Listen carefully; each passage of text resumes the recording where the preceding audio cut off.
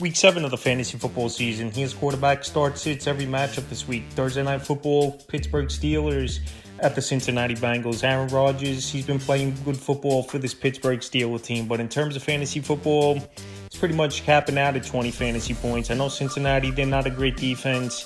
DK Metcalf and Rodgers making plays and putting up points for this Steelers team. But this week, even on Thursday night, where it's usually a high-scoring game at best, for me, Aaron Rodgers, he's a fringe option. Like I said, he's capping out about 20 fantasy points per game.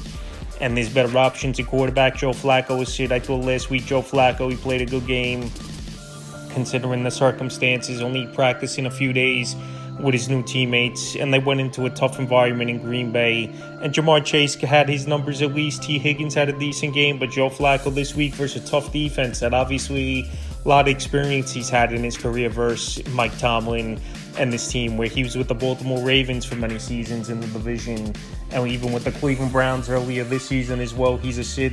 Los Angeles Rams at the Jacksonville Jaguars. Matthew Stafford, he's a start in this game. Even with Puka Nacua out with the foot injury, I think Matthew Stafford could go out there, have a good game. Devontae Adams, could operate as a number one wide receiver.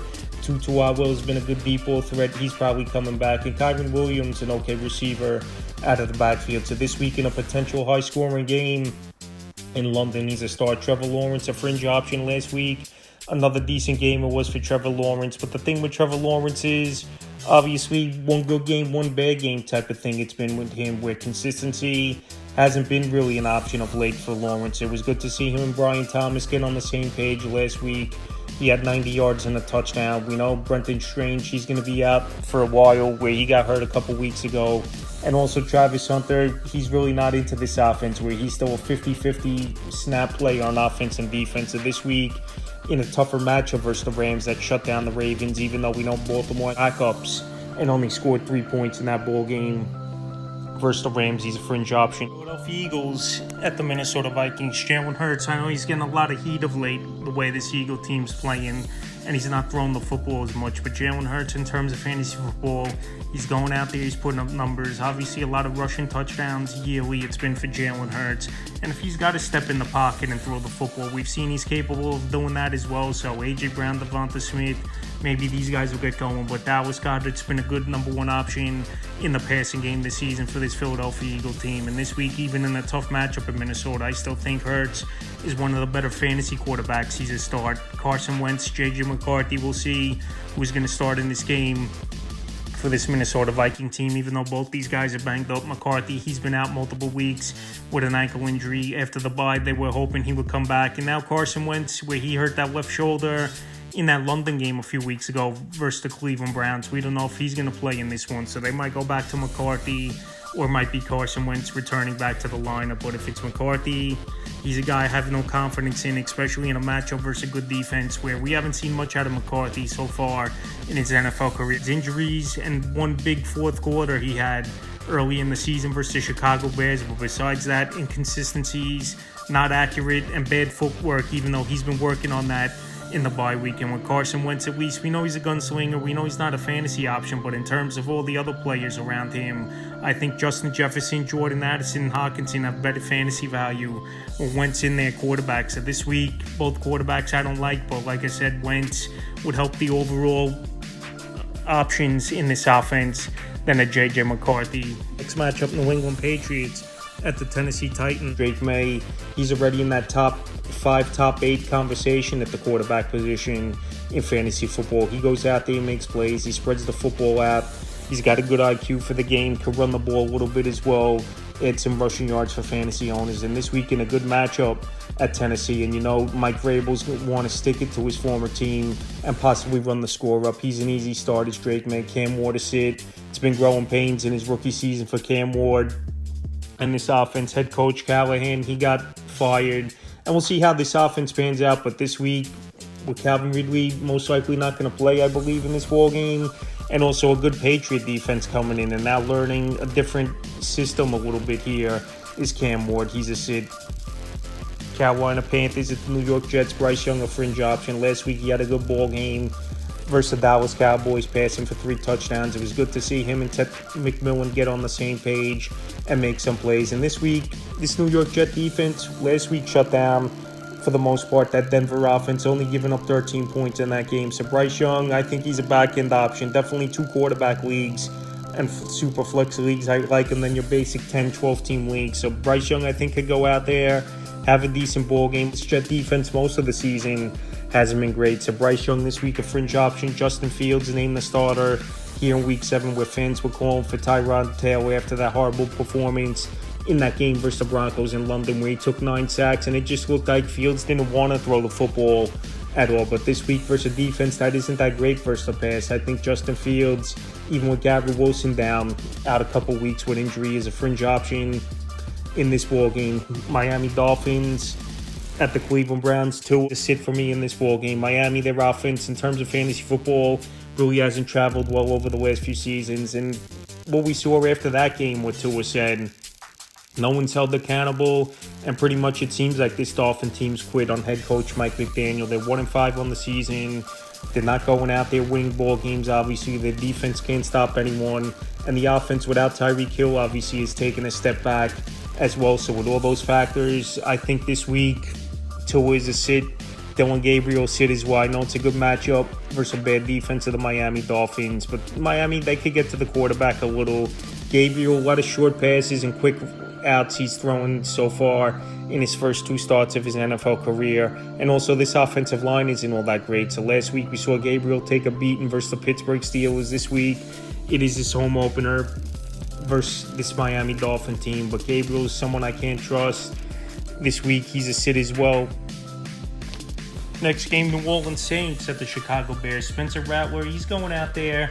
He's making some plays for this New Orleans Saints team, but obviously he's not putting up fantasy points. They're not winning ball games. And this week versus a bad defense that we saw last week versus the Commanders, go out there and create havoc and make plays. He's an easy sit. Caleb Williams a start. I think Caleb Williams is a better fantasy quarterback than a real-life quarterback. The mistakes are still there, holding on to the football too long, throwing interceptions. But this week, once again, a good matchup on paper. And Caleb, he's at least getting 20 fantasy points has been his floor. So this week, I like him as a start versus a bad Saints defense. Vegas Raiders at the Chiefs. This could be an easy blowout for this Kansas City Chiefs team with division rival coming in. Looks like Brock Bowers isn't going to play again for this Raider team. And Geno Smith, he hasn't been on the same page with Jacoby Myers, and he's been an interception machine. So this week, at a tough defense in Arrowhead at Kansas City, he's a sit. Patrick Mahomes, one of the best quarterbacks once again in fantasy football. Last 2 seasons, he took a step back, but now this year, he's back and put up numbers. And now with Rashee Rice returning to the lineup, there's even more upside with Mahomes. And this week in a great matchup versus a bad Raider defense, he's an easy start, and most likely number 1 or 2 overall in my rankings. He's going to be going into the week. Indianapolis Colts at the Los Angeles Chargers. Daniel Jones a start. Daniel Jones, he's gone out there and he's changed his franchise around totally for this Indianapolis Colts team. I know this week a tougher matchup at the Los Angeles Chargers, but he fits his system like a glove. Him and Tyler Warren are making big plays. Michael Pittman's been solid this season, and now Josh Downs getting more involved in the offense. So with everyone getting involved and Daniel Jones going out there, and he's been a solid quarterback for this Colt team and fantasy owners. He's a start in a potential high-scoring game. Justin Herbert a start. Herbert, he's been a matchup-proof quarterback for the most part this season. Indianapolis, I know their defense has been good this season, but they've been more of a home defense than on the road. So like I said, I believe this is going to be a high-scoring game. Herbert spreads that football out. He's got 3 good receivers in Ladd McConkey, Keenan Allen, Quentin Johnston, if he plays in this game. And at home, I like Los Angeles to put up a decent amount of points. New York Giants at the Denver Broncos. Jackson Dart to start. I know it's a tough matchup for a rookie to go in to Denver, especially in that altitude. One of the better fan bases in all the league. But Jackson Dart, 3 starts in the NFL, going out there making plays, 50-plus yards on the ground each game as well, which is a huge boost, obviously, in fantasy football. And Dart, he's just a quarterback that's making plays and has been a playmaker. And this week in Denver, even if they're chasing points, this kid's finding ways to at least get 18, 20 fantasy points. And this week at Denver, they know they got to put points on the board versus a good defense. He's a start. Bo Nix a start. Last week, it was just an all-round down game.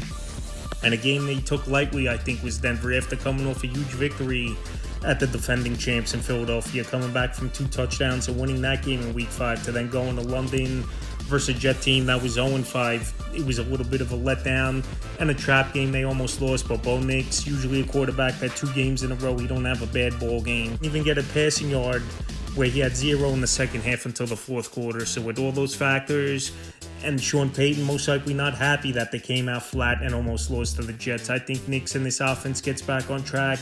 And I know this Giant defense has been an okay unit the last couple weeks, but Nix at home, where he's played better than on the road to start. Green Bay Packers at the Arizona Cardinals. Jordan Love is a start. Last week he didn't have to throw the football a whole lot versus Cincinnati, where Josh Jacobs had a monster game once again. And this week at Arizona, indoor ball game, fast track. Arizona's defense isn't all that great, even though their offense is capable of putting up points. I like Jordan Love as a star once again. Jacoby Brissett is hit last week versus former team. No doubt he had a good ball game with Jacoby Brissett at the Indianapolis Colts. It doesn't look like Kyler Murray is going to play again, where that foot injury's been nagging since week 5. Last week he tried practicing, he couldn't do much with it, and Brissett's going to be in the lineup. But this week with a good defense coming in, and like I said, Brissett, he's a statue behind there in the pocket. You get a hand on him, he's going to go down. He's an easy sit versus one of the better defenses in the league. Commanders at the Cowboys. This is going to be an NFC East track meet, I believe, in Jerry World in Dallas. Jaden Daniels, he looked good in last week's game, even though they lost. Had a couple key turnovers late in that ball game was Washington, and even early in the ball game, he threw an interception by the end zone was Jaden Daniels, but he still was poised in the pocket, made plays come from behind. And now to get Terry McLaurin back and Debo, hopefully a little bit better percentage-wise health, where we know he couldn't do much in that Week 6 game with the heel injury.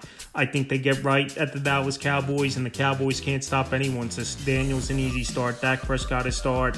One of the better quarterbacks in fantasy football this season, amongst the league leaders in passing yards. CeeDee Lamb possibly returning in this ball game as well. So Dallas, if they could get CeeDee Lamb back in this lineup, and we've seen the damage George Pickens has done as a number 1 wide receiver. Once again, back in this offense, I believe will put a lot of points on the board. Sunday night, Atlanta Falcons at the 49ers. Michael Penix is sit.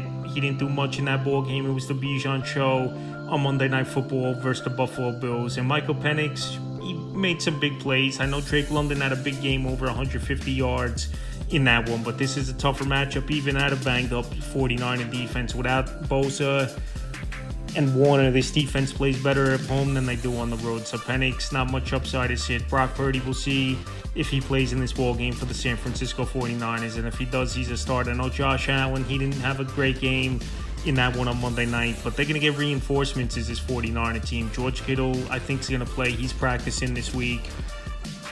Ricky Pearsall, there's an opportunity. He comes back as well in this game. And Kendrick Bourne has definitely broke out with 2 games of 142 yards each game. So if Purdy plays, I will put him in the lineup. And Mac Jones is a fringe option if he's going to start once again for this 49er team. Mac Jones, he's putting yards on the board. And last week at Tampa Bay, we saw him put up a lot of yards. 347 passing yards. Just couldn't find the end zone. But like I said, Mac Jones, he's been a solid backup all season long, 3-1 in the games he started. I believe San Francisco gets healthier this week, and Jones might be the backup again. Tampa Bay Buccaneers at the Lions, first of 2 Monday night games. Baker Mayfield to start. It doesn't matter who's out there receiver. We know he's down Godwin and Ibuka already to start the early week. And Mike Evans, he's going to try to practice and play this week. But even if it's down to Shepard, Cameron Johnson, and Tez Johnson and Cade Otton, I think he still could go out there, put up points. Detroit's defense is vulnerable to giving up points.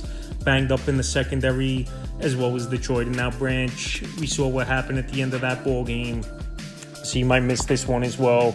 And Baker's just a gamer that, if as long as you can run routes and make plays, he's going to throw the football and put up numbers. Jared Goff a start, high-powered offense. They haven't missed a beat, even with Ben Johnson leaving as the offensive coordinator, going to head coach, the Chicago Bears. And I know last week they only put 17 points on the board, but obviously at that goal line where it was a touchdown caught by Goff, but it was an illegal formation, it would have been a bigger ball game for him. So this week versus Tampa Bay, that can't stop anyone. He's an easy start. And the final Monday night of the week, Houston Texans at the Seahawks. CJ Stroud, he's a sit for me in this game. I know Stroud had a good ball game a couple weeks ago before they went on bye at Baltimore, but the Seattle defense, a pretty good unit. They got the 12th man back home, and it's a Monday night. So Stroud, he's had some decent games this season, but once again, it comes back to not many options on the offense. Nico Collins and pretty much maybe Chubb or Woody Marks you could count on as a guy to go in and week out to put up points. He's a sit. And Sam Darnold, he's been putting up a lot of yards. Him and JSN are putting up a lot of yards and points over the last couple weeks. AJ Bonner's been a nice number 2 option. And if they could get Cooper Kupp going just a little bit as well, this offense could even take more of a step. So right now, Sam Darnold's making plays. He's got the gunslinging mentality like he did last season with Minnesota. And right now, he's a good fantasy option this week, even in a tougher matchup versus Houston needs a start. So that's quarterback starts in every matchup for week 7 of the fantasy football season.